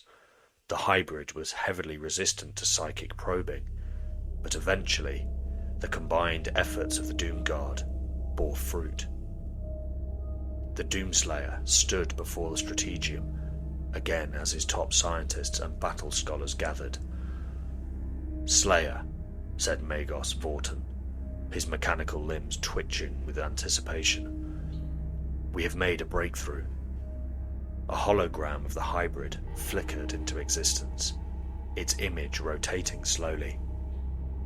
"This creature," continued Vortan, "is connected to the hive mind in a way we have never seen. All Tyranids share a synaptic link, a collective consciousness, but this one, it draws so heavily from that consciousness that it acts like a beacon, a living conduit." A librarian stepped forward. "If a normal Tyranid warrior is a flicker in the dark, this hybrid is a flashlight. But through it, we've seen something else, something far greater." The hologram expanded to a star chart. Dots representing psychic energy flickered across the map, but one pulsed with blinding intensity, far away, far outside the galactic rim. "This is like a sun," the librarian said, voice tight with awe and dread. "A searing mass of synaptic energy. It is the core, the command nexus of the hive mind." "It is not the entirety of the hive mind," Vorton clarified, "but some sort of central processing node, perhaps even a biological throne world. If we strike it, we won't destroy every Tyranid, but we may disorient them, sever their synaptic chains, slow the Great Devourer long enough for the Imperium to regroup, and for the Xenos to starve in the void." Silence followed. All eyes turned to the Doomslayer. He walked forward slowly, each step echoing with the dull thrum of ceramite boots on steel. His armor hummed with restrained power, the dull glow of infernal circuitry casting faint light across the chamber. His presence was a gravity all its own. Titans could have marched in silence, and they still would not have commanded the room like he did now. No words, none were needed. He stopped in the center of the chamber, surrounded by his senior commanders, tech priests, and veterans of 1,000 battles. All eyes turned to him. He didn't speak. He simply stood, like a statue, hewn from war itself. Then he turned his head slowly, meeting each of their gazes in turn. His eyes burned with fury held in check by sheer, unrelenting will. Then finally, he raised one hand. It came down, solid and sure, on Vortan's shoulder. A simple gesture, but in that moment it was everything. Approval. The Doomslayer had made his decision. Then he reached across his chest and drew his combat shotgun from its magnetic lock. The weapon gleamed under the chamber lights, scarred, ancient, and loved. He inspected it methodically, flipping the action open, sliding a massive shell into the chamber. Click. The sound thundered through the hall like a war drum. For a split second there was silence, breathless, reverent. Then came the roar. The chamber erupted in cheers and cries of unrelenting devotion. For the Slayer, for the Doomguard, death to the Xenos. Their voices shook the walls, banners were unfurled, Vox relays carried the cry through the decks of 100 warships. In the hangars, in the chapels, in the armories, across the entire fleet, thousands of Doomguard Space Marines raised their fists to the heavens. The order had been given, the path was set, the hunt would continue. Within hours, the fleet was mobilized. A grand armada unlike any seen since the darkest days of the Indomitus Crusade. Chapters were recalled from the edge of known space. Crusades were abandoned. Every Doomguard battle barge, strike cruiser, and planetary assault ship turned inward, converging above the rim of the galaxy like wolves drawn to the scent of blood. 10,000 Doomguard Space Marines stood ready, veterans of 10,000 battles, clad in adamantium and hatred. From the youngest initiates to the immortal ancients in their dreadnought shells, all answered his call. Even the great ship, Barlak's Wrath, long thought lost in the maelstrom, emerged from the warp, its hull scarred, its crew silent, but its weapons ready. The Doomguard had returned for one final crusade. They gathered in orbit above the galactic fringe, a place where starlight grew thin and only darkness remained. Beyond them lay nothing but cold emptiness, the great intergalactic void where the Tyranid swarm had first come from. There, at the edge of their reality, the fleet aligned. War engines hummed, astropaths chanted protective litanies, chaplains walked among the warriors, anointing them in sacred oils. Thousands knelt in silence before their war gear, swearing oaths of vengeance. And above them, the Doomslayer stood at the prow of his flagship, motionless, a colossus watching the edge of the abyss. The countdown began. Warp jump in 10, came the voice across the command decks, cold and mechanical. 9. In the bridge of the Vengeful Saint, Tech Marine Sorthak whispered binary prayers into the consoles, seeking the Omnissiah's favour. 8. 7. In the Chapel of Blades, 100 Doomguard veterans stood in silence, their heads bowed. Ancient banners flapped in the cold, recycled air. A single chaplain whispered a final benediction. 6. 5. Emperor guide us, murmured one, not out of fear, but respect. 3. 2. 1. Reality tore. The fleet vanished into the warp, the immaterium surging around them like a tide of living madness. They did not fear the warp. Their faith was not merely in the Emperor, it was in the Slayer, the one who had faced the worst of chaos, and won. Time stretched, light folded. Minutes became days, seconds became eternities. Then, emergence. The fleet tore out of the warp like fire through old paper, cascading back into reality in a blaze of psychic heat. And what they saw took even the most battle-hardened veterans to the edge of despair. Darkness. Endless, endless blackness. And then, light. Not stars. Eyes. Biosignatures. Tyranid bioships. Billions of them. They filled the void like a living ocean. Whole fleets of organic monstrosities moved as one, pulsing with terrifying coordination. Leviathans the size of moons swam slowly through the abyss, their maws opening and closing in anticipation of fresh prey. Clouds of mycetic spores and vanguard organisms drifted ahead of the swarm like the breath of some unfathomable god. The Doomguard fleet was dwarfed, outnumbered 1,000,000 to 1. Even the mightiest battle barges were like insects before this tide. Titanic Norn-class queens loomed at the center of each hive cluster.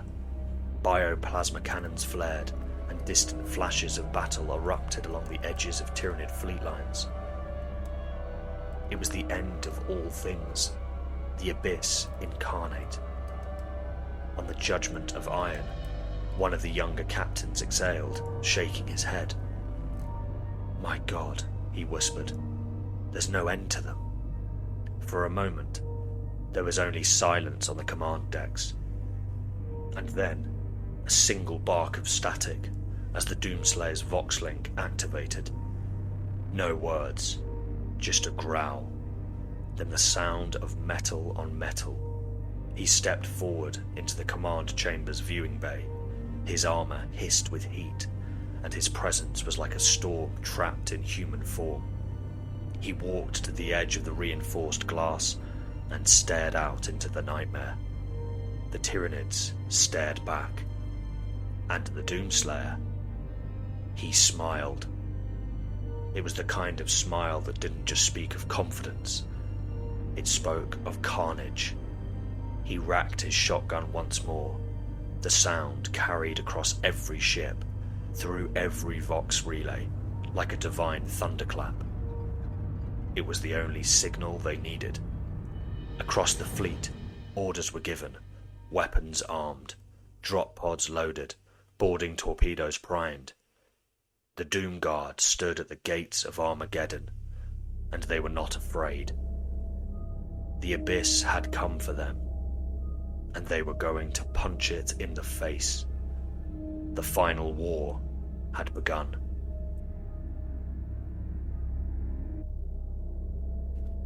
The void boiled with fire and death. 1,000 Doomguard ships opened fire in unison, their macro cannons and plasma lancers spitting righteous fury into the blackened deep.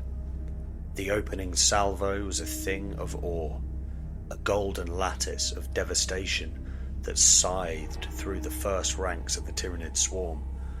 Organic ships exploded in bursts of ichor and flame, rupturing into twitching husks that spun silently through space. But there were always more. For every bioship destroyed, 10 surged forward. The swarm closed around the Doomguard's formation like a noose tightening. The void between galaxies, lit by constant, pulsing detonations and shrieks of psychic static. "Enemy closing in all vectors," voxed Captain Vortan aboard the Judgment of Iron. "Fire at will, no mercy, no retreat," came the cold reply from the bridge of the Vengeful Saint. And so they did. Strike cruisers unleashed cyclonic torpedoes, tearing entire swaths of the Tyranid tide into drifting meat. Battle barges deployed orbital drop pods at point-blank range, raining Doomguard veterans directly onto enemy vessels to carve them apart from within. Squads of Terminators teleported onto the back of massive hive beasts, hammering through their plated carapace with thunderhammers and storm bolters. It was war at its most brutal, its most primal. On board the valiant Saturnal, a Tyranid behemoth, larger than most cruisers, latched onto the hull, its claws burrowing into the superstructure. its maw unhinged and vomited hundreds of gene stealers and bio-ravagers directly onto the ship. The Doomguard countered in force. Flamers ignited corridors into crematoriums. Chainsaws howled through alien flesh. One Marine, bleeding from a dozen wounds, detonated a crack charge in a corridor choke point, killing himself and the 30 Tyranids swarming him. In the hangars of the Iron Redemption, a blood kraken broke through the shielding and physically swallowed a landing bay whole. Dreadnoughts fought like titanic gladiators within its gullet, punching through soft tissue and rupturing its organs from the inside. The ship listed heavily, venting atmosphere as it spiraled into the abyss, half consumed. All around, the Doomguard's superior firepower claimed a heavy toll.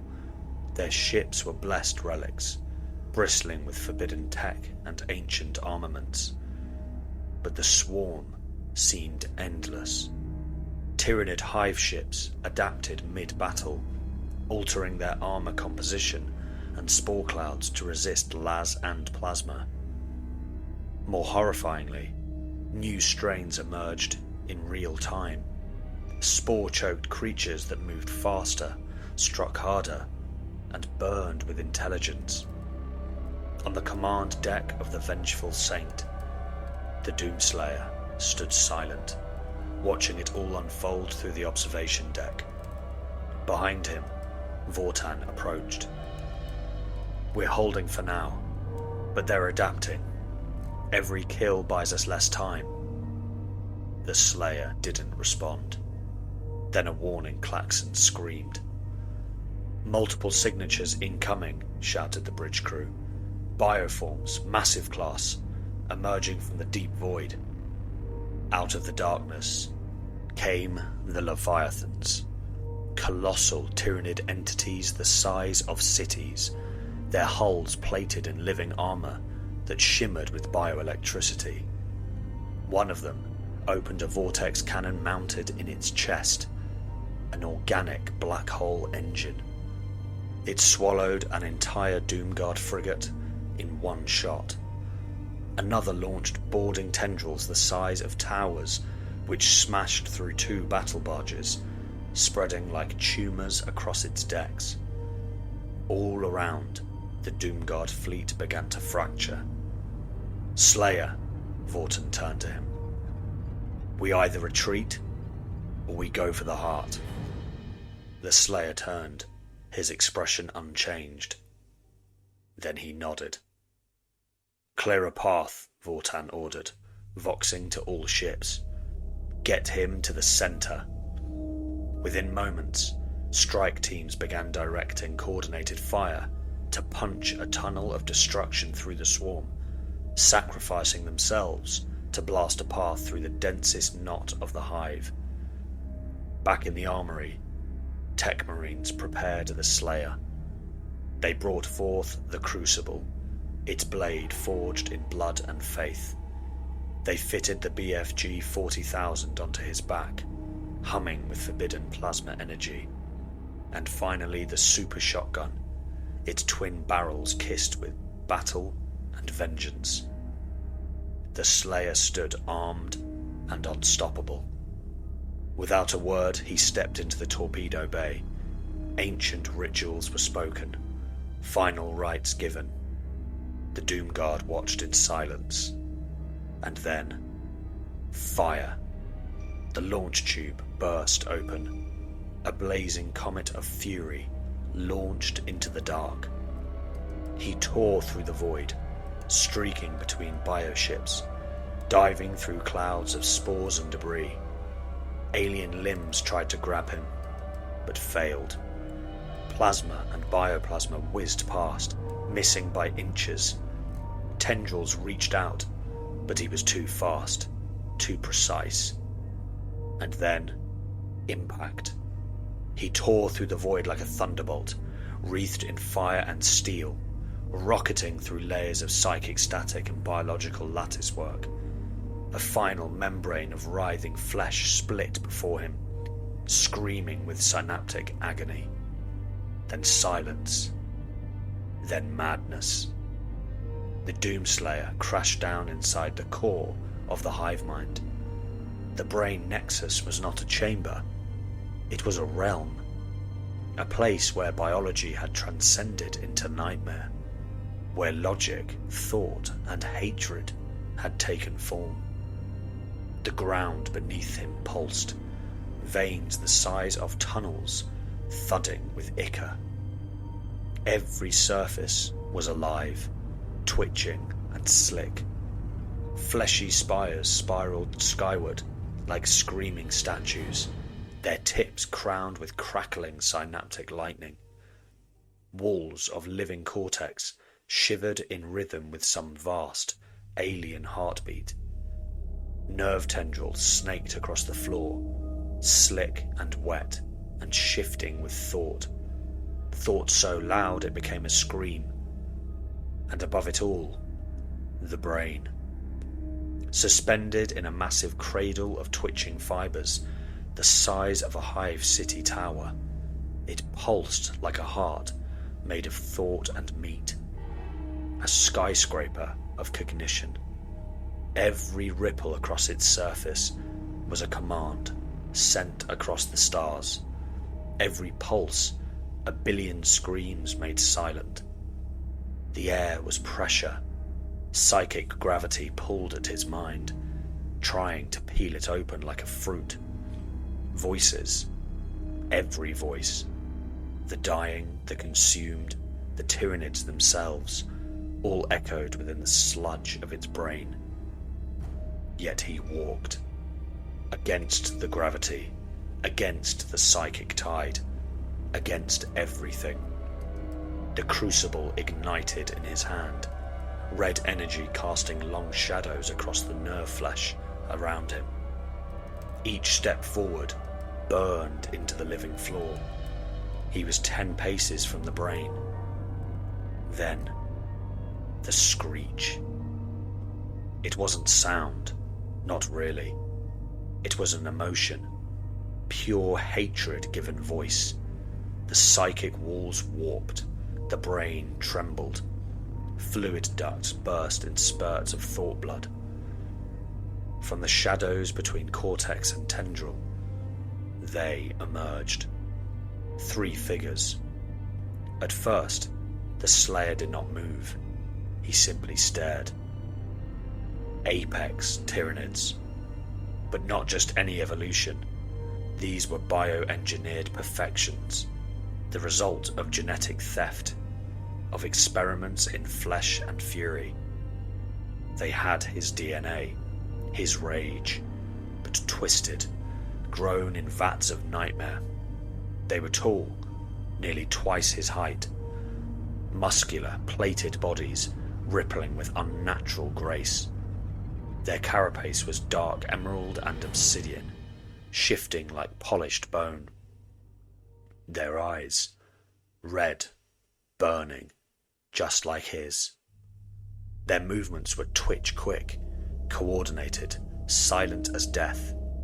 Each bore organic weapons, shaped in mockery of his own. Crucible-like bone blades hummed with plasma edge, and from their shoulders, cannons pulsed with BFG circuitry, repurposed and pulsing.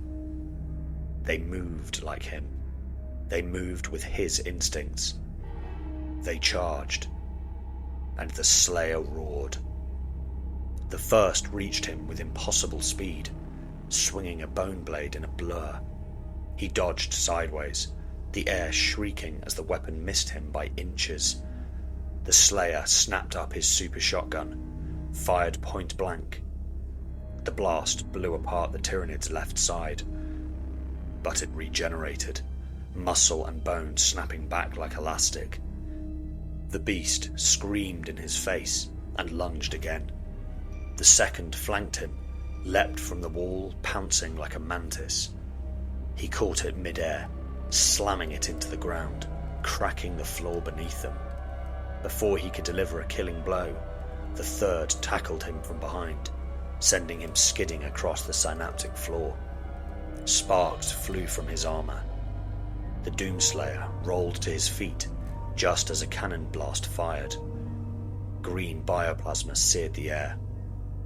He charged again, straight through the middle. Slamming his shoulder into the nearest apex, he drove it back into a twitching nerve column. With his left hand, he drew the BFG 40,000, its barrel glowing with apocalyptic charge. The second apex Tyrannid rushed to stop him. Too slow. He fired. The beam split the chamber in two. Flesh and bone was atomized, and a quarter of the massive hive mind's brain ignited with psionic fire. The walls howled. The psychic scream rippled across the stars, but the apex survived, damaged, but enraged. All three surrounded him now. Blood and ichor soaked the chamber floor. The Slayer stood, panting, armour glowing hot, steam rising from his shoulders. His crucible burned in one hand, the BFG hissing in the other. Around him, the air was thick with thought. The hive mind was watching. The three apex Tyranids roared in unison.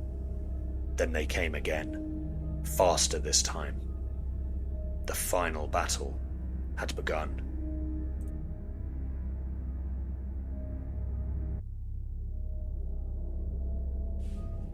The chamber shook with unnatural fury. The three apex Tyranids lunged, a living blur of claws and hate. The Doomslayer moved with them, a god of war, caught in the eye of an unrelenting storm. One came from his right, its crucible-forged bone blades flashing. He met it head-on, deflecting the swing with his own sword. Sparks screamed into the air as the blades clashed, and the sheer force of the impact cracked the living ground beneath their feet. The second attacked from behind, firing its BFG-like cannon. Instinct screamed through the Slayer's muscles. He twisted, hurling the first apex into the plasma blast. It struck true. The beam sheared off the creature's shoulder and half its face, leaving exposed bones sizzling. The apex howled, but it did not fall. The third leapt from a synapse spire above, a meteor of claws and rage. The Doomslayer holstered the crucible and caught the beast mid-air, arms locked with its own. It thrashed, screeching, spitting acidic saliva into his helmet. Alarms blared, warnings lit up. He roared and slammed it into the ground. A crater exploded beneath them. Tendrils snapped. The synaptic walls around them pulsed in pain. As the Tyranid writhed beneath him, he drew a frag grenade, ripped open the creature's jaw, and shoved the bomb down its throat. It exploded in a burst of internal gore. One down. He turned as the first apex charged again, now partially regenerated. The bone blade extended once more, this time crackling with unstable plasma. The Slayer fired the BFG 40,000, but the apex dodged, impossibly fast, skimming the edge of the green hell. Too fast to shoot, too strong to outmatch, but predictable. He holstered the BFG and waited. The apex lunged, blade high, a classic overhand arc. The Slayer sidestepped and spun, dragging a conduit cable from the twitching wall. With one motion he looped it around the apex's neck and yanked, pulling the creature back into a synapse pylon. He activated it. Lightning surged through the cable. The apex spasmed violently, its bone armor cracking, eyes melting. Still it clawed forward, inches away. The Slayer drew the super shotgun. Boom. Its skull vanished. Two down. The final apex, the largest, the most intact, roared. It pounced. This one moved with greater control. It didn't simply range blindly. It studied him. They circled, then clashed, blade against blade, hammer fist against armoured claw. The hive mind's brain pulsed with each strike. Psychic pressure flooded the chamber, thick with focused fury. The Slayer bled now. Not much, but enough. The Apex had learned from the others. It feinted, dodged, countered, landed a slash to his chest plate, another to his thigh. The Crucible trembled in his grip. Then, an opening. The Apex had overreached. The Slayer ducked, slashed low, severing the beast's leg at the knee. It stumbled. He surged forward, ramming the Crucible through its abdomen and into a nerve column. The Tyrannid screamed, a scream that echoed through the hive mind's vast thoughts. He dragged the blade upward, carving the beast in half. 3 down. Silence. He turned to the brain. The air trembled. The walls warped, resisting. Synaptic tendrils lashed out. Psychic gravity intensified, trying to hold him back. But nothing could stop him now. He approached the brain's base, a tangle of nerve roots and fleshy veins. The Crucible ignited, and he stabbed. It screamed, the death screech of a god. The Crucible sank deep into thought flesh, into the core of the brain nexus. Light burst from the wound. Not simply light, but thought. A supernova of psychic energy exploded outward in every direction. Above, in the void, the Doomguard fleet was still locked in a desperate struggle. But then, everything changed. Tyrannid ships nearest the hive mind began to convulse. The nearest detonated instantly. Others twitched, turned, and ceased firing. The psychic shriek rippled through the swarm, racking them with agony. Hive ships began to drift aimlessly. On board the Vengeful Saint, Vortan stared at the scanner. There, disorientated. "Push forward," he ordered. "We end this now." The Doomguard opened fire with fury renewed. The battlefield had turned. Bioships exploded in waves. The Doomguard strike teams teleported aboard aimless creatures and slaughtered them without resistance. For hours, the carnage continued. The Tyranids tried to recover, but they were lost. Disoriented, scattered. Without a central command, they resorted to behaving like beasts, easy prey for warriors like the Doomguard. Days passed. By the 3rd day, the sector was silent. The Doomguard found him at last. Aboard the shattered hulk of the hive mind vessel, the Doomguard strike team moved in silence. Their boots crunched over brittle flesh and scorched nerves as they descended through the twitching, semi-living corridors. The walls no longer screamed. The psychic static that had once flooded every thought was gone, snuffed out like a dying star. No resistance, no movement, only the echo of what had been. They reached the core chamber and froze. There he stood, the Doomslayer, alone. His silhouette was framed by the colossal brain of the hive mind, now slack and deflated like a withered heart. The Crucible still burned in its centre, its blade lodged deep into the cortex like a divine nail through a god's skull. Around him lay the mangled corpses of the 3 apex Tyranids, each one slain with brutal creativity. One had been split from crown to claw, another melted, the residual heat of the BFG 40,000 having turned it into a pool of charred meat and fused bone. The third had been pinned through the floor by its own spined limbs, twisted into a throne of pain. Beyond them, a mountain. Thousands of Tyranids lay broken and still, ripped apart, crushed, burned, skinned. The floor was layered with corpses in every direction, stacked like offering pyres in a temple of carnage. The Slayer did not move as they approached. Only when the first Doomguard took a knee did he turn, just slightly, and gave a single nod. That was all. They brought him aboard the Vengeful Saint, where his armour was reforged in silence. He said nothing as they rearmed him with the Crucible, now cleansed of alien gore, but still humming with molten fury. He didn't need words.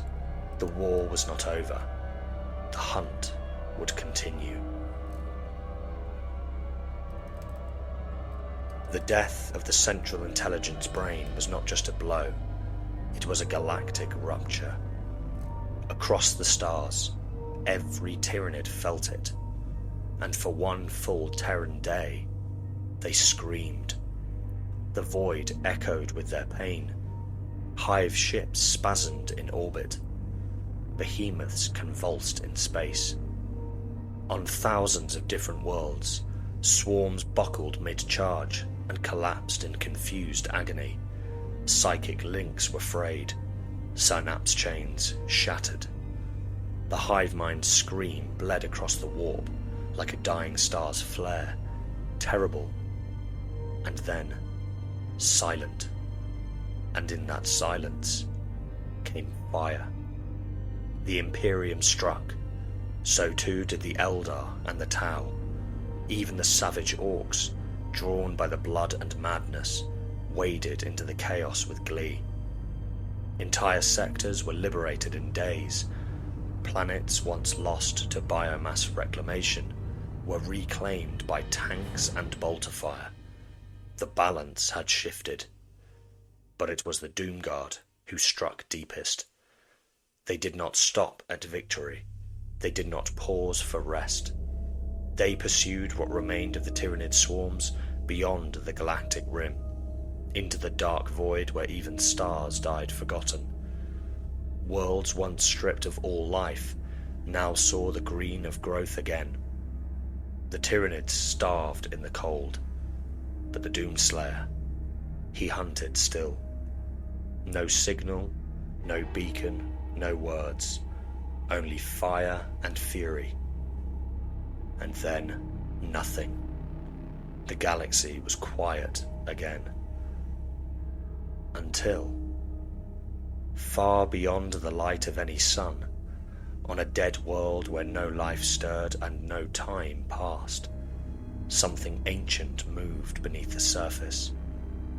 Buried deep beneath obsidian sands, hidden beneath monolithic tombs of impossible design, a single green eye opened. The Silent King. He had seen the fire fade, watched from beyond time and stasis, and now the stars were wounded. The galaxy is weakened. The Slayer has gone. He rose from his throne of blackstone and despair, his skeletal form draped in regal armour that pulsed with phasing light. His voice was thought, his will command. He lifted one withered hand and pointed. Across the galaxy, forgotten tomb worlds groaned and awakened. Mountains split, planets cracked. Vast doors opened on silent hinges, revealing endless legions in perfect ranks. Emerald light spilled into the void. Monoliths rose from burial sands. Deathless warriors clicked to life in perfect unity. Weapons hummed with eons of stored power. Overlords awoke, Cryptex activated arcane devices older than stars. The air filled with the hum of resurrection. A signal raced through the stars. The Necrons had awoken. The galaxy would burn again. And this time, there would be no silence.